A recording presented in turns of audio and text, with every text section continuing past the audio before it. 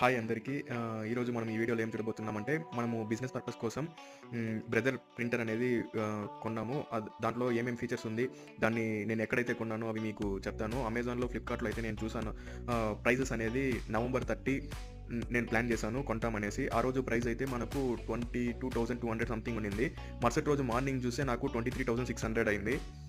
నేను ఒక 2 డేస్ అయితే వెయిట్ చేశాను. అది ప్రైస్ అనేది మనకు డిక్రీజ్ అయ్యే ఛాన్సెస్ ఉంటది కదా అనేసి వెయిట్ చేశాను. బట్ ప్రైస్ అయితే డిక్రీజ్ కాలేదు.